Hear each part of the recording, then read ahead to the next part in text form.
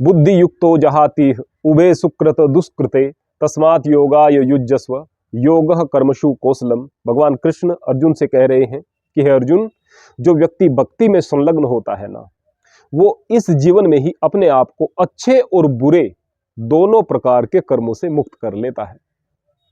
इसलिए योग के लिए प्रयत्न करो, क्योंकि योग ही परमात्मा से मिलने का उद्देश्य ही, परमात्मा से मिलने के लिए किया जाने वाला आपका कर्म ही संसार के सारे कर्मों में कुशलता होती है।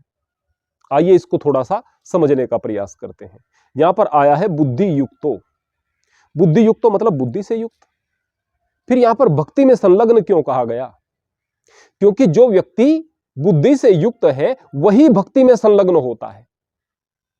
यदि बुद्धि नहीं है, या तो व्यक्ति नास्तिक हो जाएगा, ईश्वर पर कुतर्क करेगा, या फिर भक्ति के स्थान पर अनेक प्रकार के तंत्र मंत्र में पड़ा रहेगा, अंधविश्वास में पड़ा रहेगा, मन में भक्ति उपजने की ही नहीं बिल्कुल भी।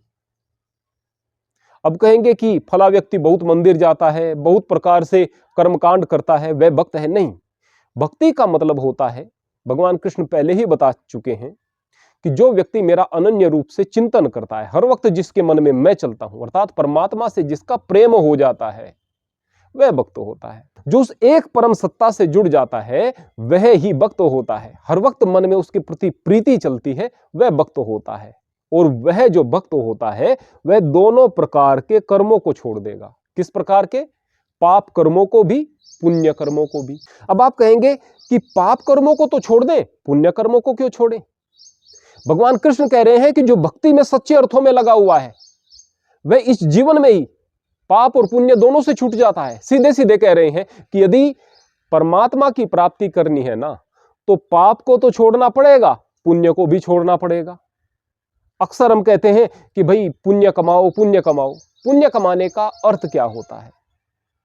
पुण्य को आप यही तो कह सकते हैं कि मैंने फला आदमी का भला कर दिया, मैंने फला जीव का भला कर दिया।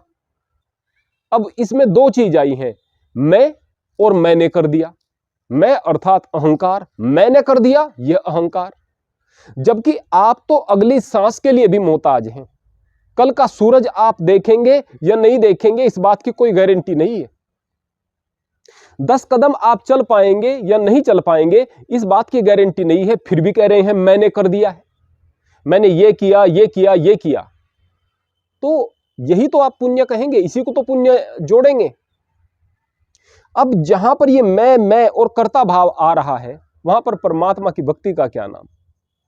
अहम से तो परमात्मा का दूर दूर तक का कोई नाता नहीं है।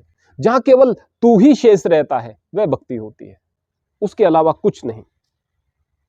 दूसरी दिक्कत यह आती है पुण्य कर्म में, हम कहते हैं कि हमने उसका भला किया, इससे परमात्मा खुश होंगे। क्यों, अब तक दुखी थे क्या भाई?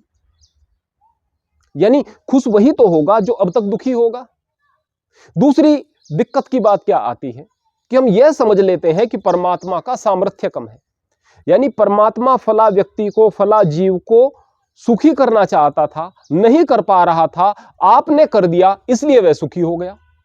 बोले कि नहीं, हम ऐसा नहीं कह रहे, वह तो समर्थ है, वह कर सकता था, तो फिर आपके करने से वह खुश क्यों होगा? उसे सुखी करना होता, उस जीव को सुखी करना होता तो खुद कर देता। तो क्या आप कोई पुण्य कर्म न करें, आप अच्छे कार्य न करें? बिल्कुल करो, लेकिन उसे इस भाव से न करो कि आपने कुछ अच्छा कर दिया, आपने कुछ भला कर दिया, इससे परमात्मा खुश होंगे।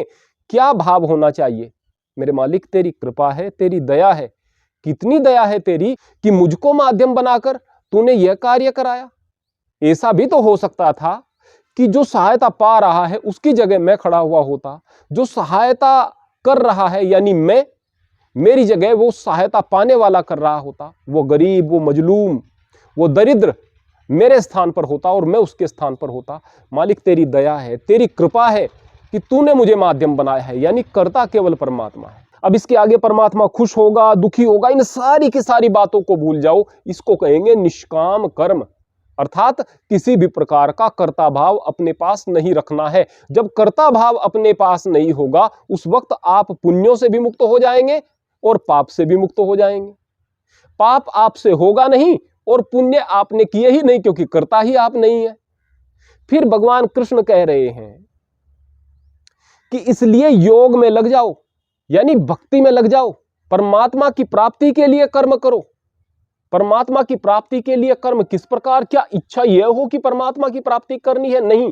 कर्म योग अपने कार्य को बेहतर तरीके से यदि करते रहोगे, निष्काम भाव से करते रहोगे, तो भले ही आप परमात्मा की प्राप्ति के लिए कार्य कर रहे हो या न कर रहे हो, यही परमात्मा की प्राप्ति का मार्ग है।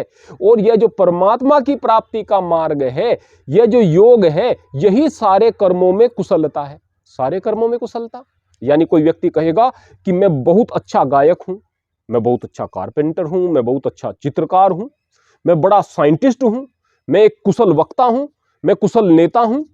अब इतनी सारी कुशलताएं, और इन कुशलताओं के बावजूद आपके कर्म ऐसे रहे कि आपको नरक में जाना पड़े, तो फिर यह क्या कुशलता हुई भाई? यह तो फेल्योर के कारण बन गई सारी की सारी चीजें आपकी। ये जो अहंकार था, ये आपका किसी काम आया ही नहीं।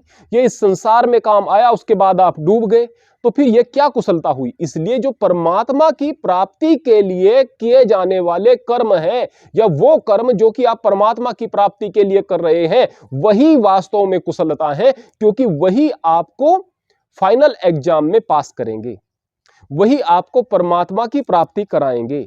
यदि वह कर्म आप कर रहे हैं जो आपको परमात्मा की प्राप्ति कराएंगे, यदि आप उस कार्य को कर रहे हैं, तो निश्चित रूप से वह ही सच्ची कुशलता है। इसलिए हम किसी भी प्रकार के पुण्य का अहंकार न रखें, किसी भी प्रकार के पाप से बचें, पूरे तरीके से पाप और पुण्य दोनों को छोड़ करके निष्काम भाव से परमात्मा की भक्ति करते रहें। हर वक्त मन में परमात्मा के प्रति कृतज्ञता बनी रहे, और इस बात को समझें कि जितना मैं भक्ति में लीन हो गया, जितना मैं दुनियादारी से छूट गया, उतना ही मैं जीवन में सफलता को प्राप्त कर पाया। यही कर्मों में कुशलता है। हरि ओम, हरे कृष्ण।